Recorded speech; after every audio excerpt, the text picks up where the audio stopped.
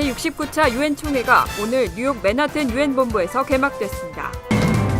네이비야드 총격 사건 일주기를 맞아 오바마 대통령이 총기 규제를 거듭 촉구했습니다.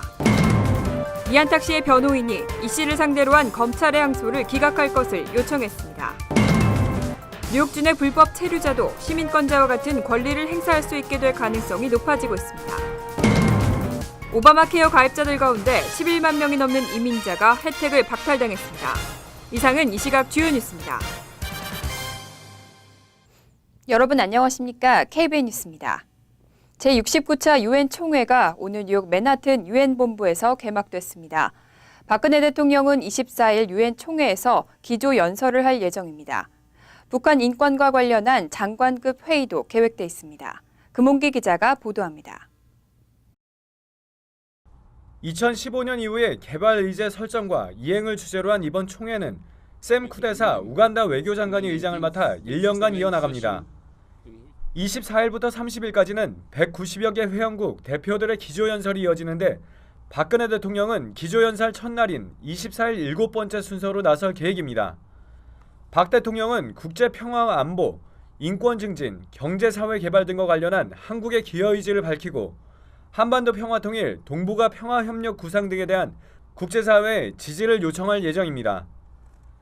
기조연설을 전후해 유엔 기후 정상회의가 23일에 글로벌 교육 우선구상 고위급 회의와 유엔 안보리 정상회의는 24일에 열립니다.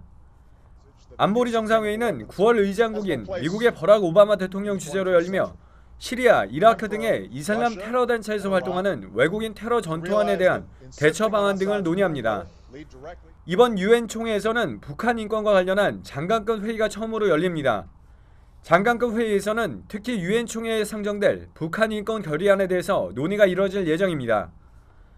한편 유엔 총회 기간에는 유엔 본부 근처와 맨하튼 일부 구간 교통이 통제되기 때문에 극심한 교통체증이 예상됩니다. 총회 기간 동안에는 가급적 개인 차량 이용을 자제하고 대중교통을 이용하는 것이 좋겠습니다. KBN 뉴스 금홍기입니다. 12명의 소중한 목숨을 앗아간 네이비야드 총격 사건 후 어느덧 1년이 지났습니다. 오바마 대통령이 일주기를 맞아 성명을 발표하고 총기 규제를 거듭 촉구했습니다. 보도에 박민기 기자입니다. 네이비야드 총격 사건 1주년을 맞아 또다시 총기 규제의 목소리가 높아지고 있습니다. 오바마 대통령은 오늘 발표한 성명을 통해 네이비야드 총기 난사 사건에 대해 이루 말할 수 없는 폭력 행위라고 규정한 뒤 꼭 1년 전 12명의 미국인이 사랑하는 조국을 지키고 조국의 보안을 강화하기 위해 일터로 출근했다가 희생을 당했다며 애도를 표했습니다. 오바마 대통령은 이제는 미국의 많은 가정을 파괴하는 총기 폭력 사건을 줄이기 위한 상식적인 개혁을 추진함으로써 이와 같은 끔찍한 일을 막아야 한다고 강조했습니다. 오바마 대통령은 지난해 9월 12명의 희생자 합동 장례식에서 이번 비극을 계기로 총기 폭력 문제에 대해 다르게 접근해야 한다면서 워싱턴 정치인들에게 더 이상 변화를 기대할 수 없으며 이제 국민이 총기 규제에 대한 목소리를 높여야 할 때라고 촉구한 바 있습니다. 오바마 행정부는 2012년 12월 코네티컷주 뉴타운 샌디육 초등학교에서 총기 참사가 발생한 이후 총기 규제 종합대책을 마련했으나 공화당을 중심으로 한 의회 내부의 반대로 입법 작업이 제대로 진척되지 않고 있습니다. KBN 뉴스 박민기입니다. 억울한 옥살이를 하다 보석으로 풀려난 이한탁 씨를 상대로 검찰이 연방법원에 항소를 제기했습니다. 이에 이한탁 씨의 변호인은 곧바로 항소를 기각할 것을 요청했습니다. 연방법원 펜실베니아주 중부지법은 지난 8월 이 씨의 유죄 판결을 무효화한다고 판결했습니다. 하지만 25년 전 이 씨를 기소했던 멀로 카운티 검찰은 지난 9일 항소 의사를 밝힌 통지서를 법원에 접수시켰습니다. 하지만 항소 의사 통지서 접수 마감은 8일이었기 때문에 이 씨의 변론을 맡고 있는 피터 골드버거 변호사는 검찰의 항소를 기각해달라고 요청했습니다. 골드버거 변호사는 기각 요청서에서 중부지법이 지난 8월 8일 인신보호법에 의거해 이 씨의 석방을 명령했고 이에 대한 항소는 명령 발효 이후 30일 이내에 접수하도록 돼 있다며 정확히 30일째 되는 날인 9월 7일이 일요일인 관계로 8일 접수가 완료되었기 때문에 항소 의사는 기각돼야 한다고 지적했습니다. 다만 검찰의 항소 통지서는 우편으로 발송됐으며 우편 소인은 5일자로 찍혀 있는 것으로 알려졌습니다. 이에 따라 만약 법원이 우편 소인 날짜를 기준으로 삼으면 항소가 이뤄질 수도 있지만 마감이 지난 뒤에 접수된 항소 통지는 기각될 가능성이 큰 것으로 예상되고 있습니다. 뉴욕주 내 불법 체류자에게도 시민권자와 같은 권리를 보장해주는 뉴욕이즈 홈 법안. 오는 11월 본선거에서 민주당이 뉴욕주 상원을 장악할 경우 이 법안이 처리될 가능성이 높은 것으로 전망됩니다. 뉴욕이즈 홈 법안은 민주당 구스타보 리베라 주 상원 의원과 카림 카마라 주 하원 의원이 지난 6월 각각 상하원에 상정한 법안으로 약 300만 명으로 추산되는 뉴욕주 비시민권자에게 주 시민권을 발급하는 것이 핵심입니다. 주 시민권은 합법 체류자와 불체자를 구별하지 않고 비시민권자에게 발급되는데 주 시민권을 받기 위해서는 신원을 증명할 서류가 있어야 하고 최소한 3년 이상 뉴욕주에 거주했으며 뉴욕주에 3년 이상 세금을 납부한 기록이 요구됩니다. 또 주 시민권을 취득하게 되면 현재 시민권자들이 누리는 혜택을 거의 모두 받을 수 있습니다. 주정부 장학금 혜택과 뉴욕주 메디케이드 가입이 허용되고 참정권도 주어져 모든 주 로컬 선거에서 투표할 수 있습니다. 또 변호사 면허 등 시민권자나 영주권자로만 제한된 일부 전문직 면허 취득도 허용됩니다. 하지만 노동허가는 연방정부의 승인이 필요한 사안이기 때문에 주 시민권 취득이 합법 취업 자격을 인정하진 않습니다. 11월 본선거에서 민주당이 뉴욕주 상원을 장악할 경우 이 법안이 처리될 가능성이 높은데 법안은 주의회를 통과하고 주지사의 서명을 받으면 이듬해 1월 1일부터 발효됩니다. 2014 회계연도에 미국에서 추방된 한인 수가 16년 만에 최저 수준으로 떨어졌습니다. 전체 추방 이민자 역시 최저를 기록할 것으로 예상되고 있습니다. 시라큐스 대학교 사법정보센터가 공개한 2014 회계연도 추방 이민자 통계에 따르면 지난해 10월부터 지난 8월까지 추방된 한인은 189명으로 나타났습니다. 추방 이민자 통계는 이민법원의 추방 판결에 따른 강제 추방과 자진 출국 형식의 추방까지 포함된 수치입니다. 사법정보센터는 추방 통계가 아직 집계되지 않은 9월 추방자까지 포함시킬 경우 한인 수는 206명이 될 것이라고 추산했습니다. 이와 같은 수치는 추방 한인 수 213명을 기록했던 지난 1998년 이래 16년 만에 가장 낮은 수치로 2011년에 593명과 비교하면 60% 이상 크게 감소했습니다. 추방된 한인들의 사유는 불법 체류 등 이민법 위반이 130명으로 가장 많았고 나머지 76명은 범죄 전과 등이 이유가 된 것으로 조사됐습니다. 지역별로는 캘리포니아 거주 한인이 63명, 뉴욕 22명, 워싱턴 14명, 텍사스 14명 순으로 나타났습니다.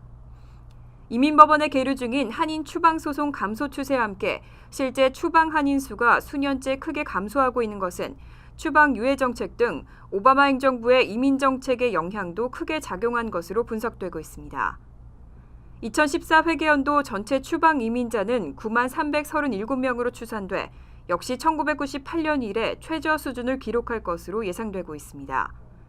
출신 국가별로는 멕시코 국적자가 3만 7,291명으로 가장 많았고 과테말라와 온두라스, 엘살바도르 등 중남미 3개국 출신 이민자들이 뒤를 이었습니다.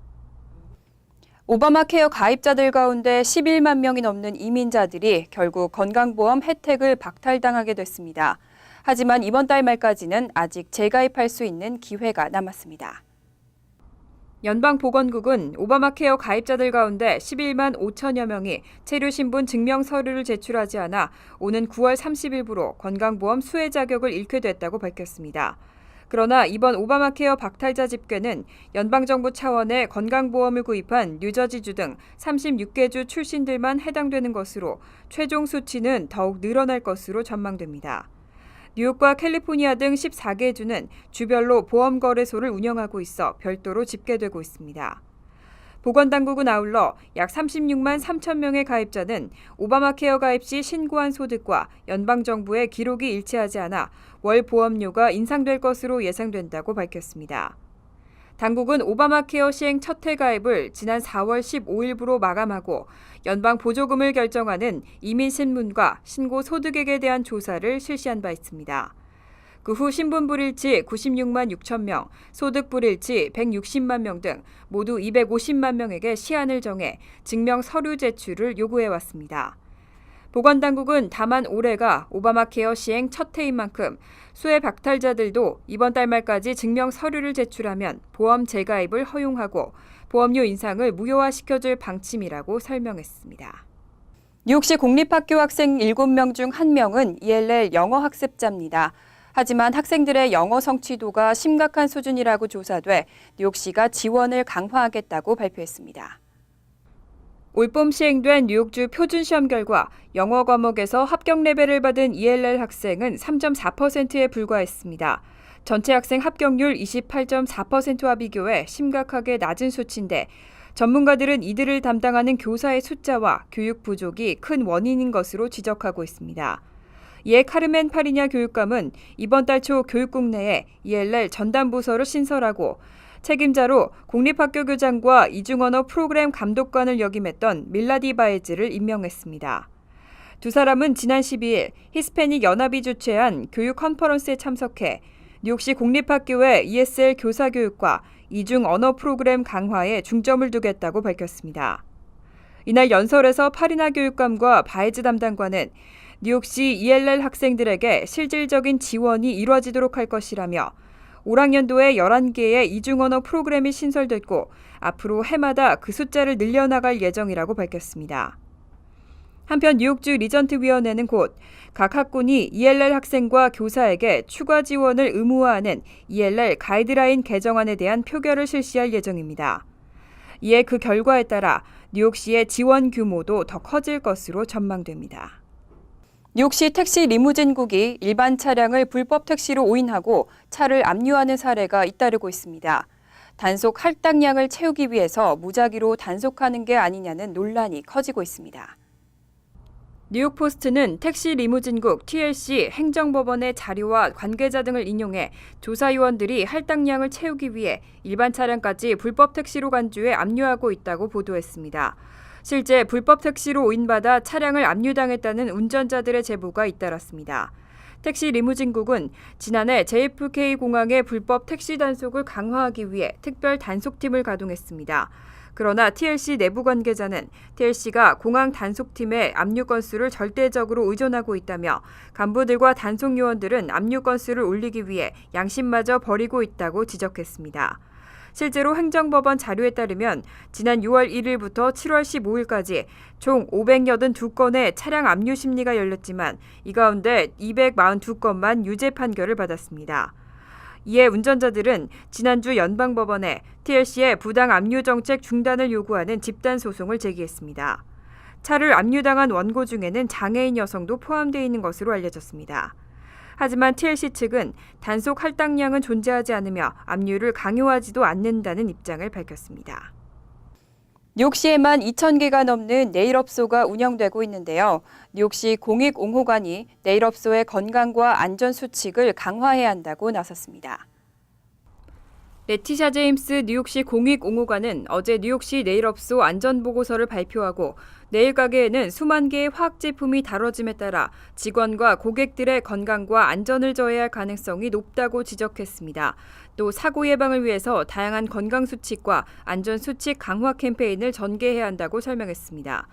그는 특히 뉴욕시에 2,000개가 넘는 네일 가게가 운영되고 있지만 이를 감시할 검사관은 27명에 불과하다고 지적하며 검사관 증원이 시급하다고 강조했습니다.